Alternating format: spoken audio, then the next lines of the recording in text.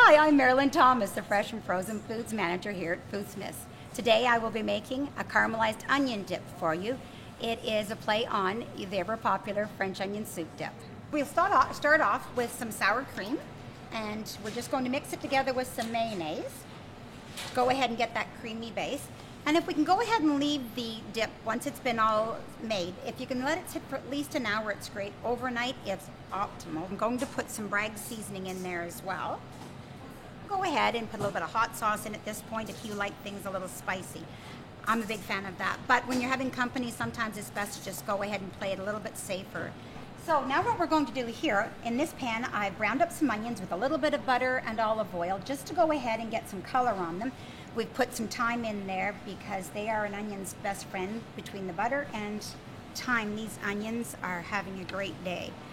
We'll go ahead and give them some color so that it gives you some color in with your mayonnaise and sour cream, and we'll pop them in there.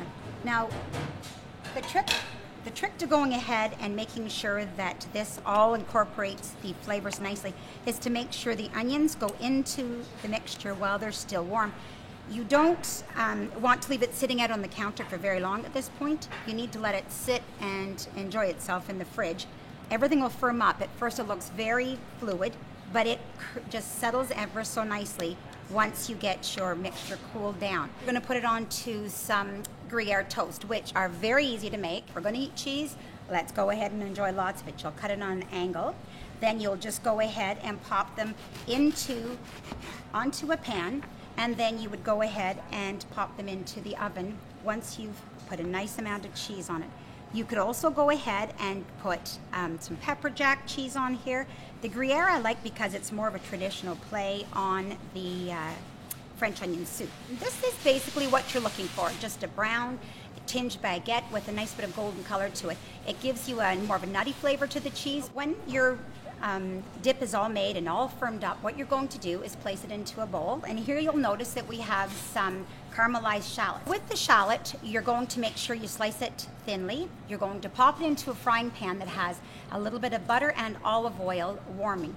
Just when it starts getting soft, sprinkle it with a little bit of sugar, and that gives it that nice brown tone you're going to get to your shallot instead. In the end, this is what you're hoping for.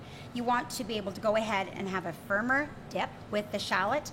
That way your guests can go ahead and take a little bit of the shallot and dip together onto the baguette with the Gruyere, giving you a nice play on textures from the crunchiness of the baguette with the cheese to the creaminess of the yogurt and the sour cream and the mayonnaise.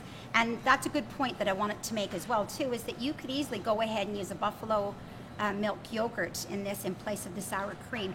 Or if you have somebody that is lactose intolerant, you could use a goat yogurt that's very low in lactose. So you can play with this a little bit to be able to go ahead and accommodate your guests' dietary needs as well. Then, of course, go ahead and use a variety of the different vegetables that you can have with it. And I put a little bit of thyme on your serving platter. It's always nice to dress it up and be a little more presentable like that.